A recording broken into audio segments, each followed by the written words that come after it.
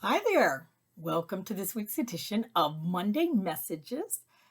So, how was your week? I was thinking about what would be a good message to talk about this week, and I came up with the perfect topic. Um, it's called I entitled this episode "Tricking the Elephants," and here's why. Here's what that means. So, during this COVID time, I have found that before COVID hit, I was not in the best shape. In fact, I belong to this women's group where there's two Kellys, and one of the other Kellys is referred to as the Fit Kelly. So when you said the Fit Kelly, you knew you weren't talking about this Kelly, because this Kelly definitely is not fit. And add in not moving for months due to the COVID pandemic and having an excuse to quarantine and snack all day.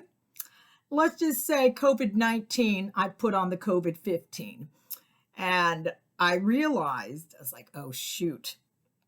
I was really starting to get uncomfortable. And I said, okay, this is going way the wrong direction. It's out of control. I need to fix this right away. So I needed to start making some changes in my life. And I started remembering this story way back when there was a zoo and the elephants were putting on the pounds, much like me during the COVID time. And why were they putting on the pounds? Well, because much like COVID, they just stood around and people brought food to them and they didn't have to really do much of anything. So what they realized was that the elephants needed to lose weight because it was becoming really unhealthy for them.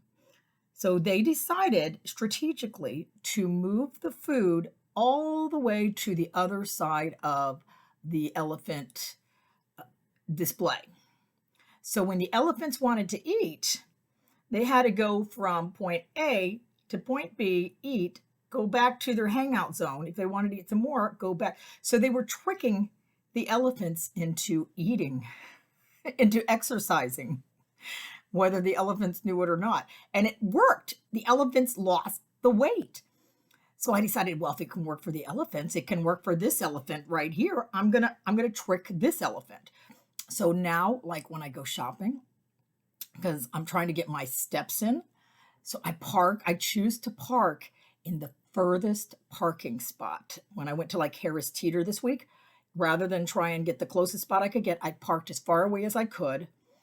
And I got my steps. I got the extra steps in, and I didn't even really realize I was doing it. I just like, okay, I gotta get from my car to the grocery store, and then I have to return the cart and get back. So I'm tricking myself into exercising because what I've learned is that if I label anything as exercise,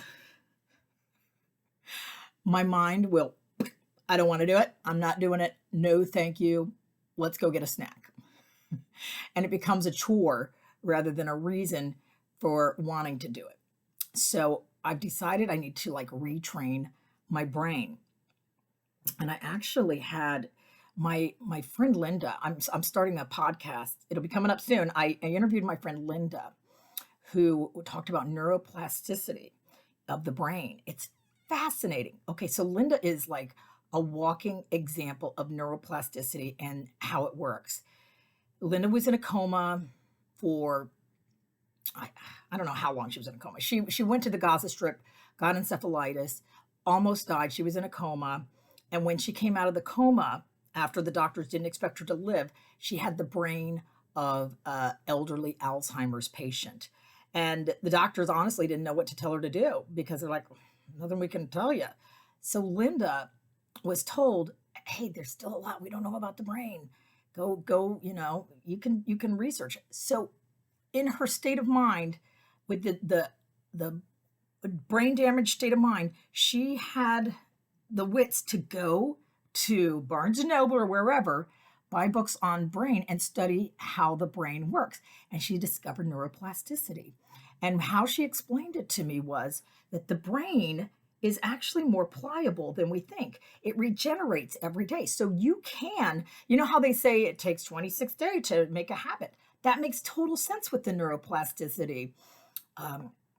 That your brain is regenerating these new thoughts every day. So if you train your brain to think these thoughts and do these things, then you can change your attitude, you can change your outlook, you can change your life.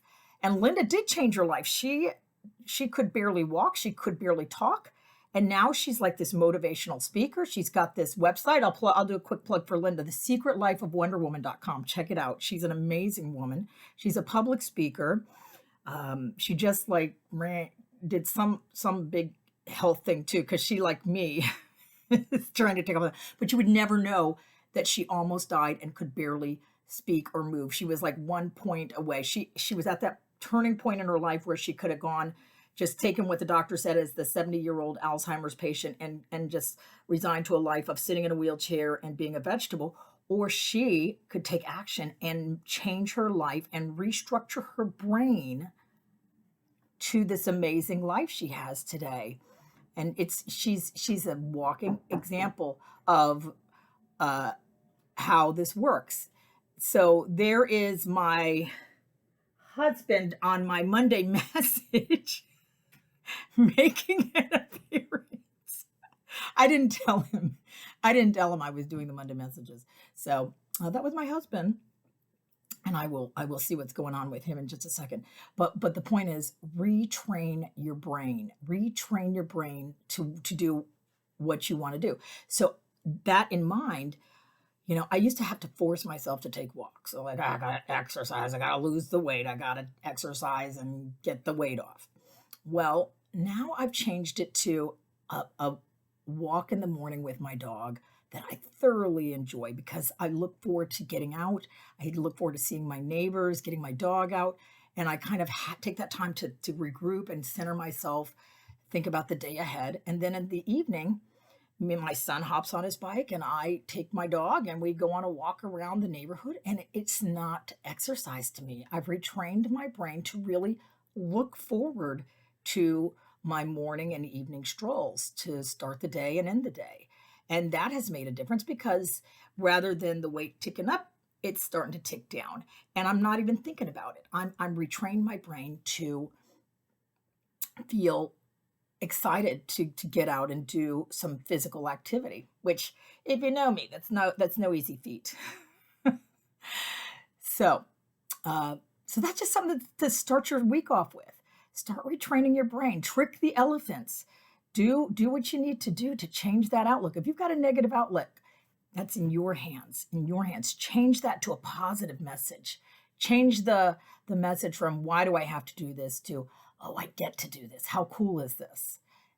Change the purpose for doing something rather than, oh, I got to exercise, to the purpose being, oh, I get to go out and I get to enjoy this time with my dog and my son and see the neighbors and get out and really be a part of the world.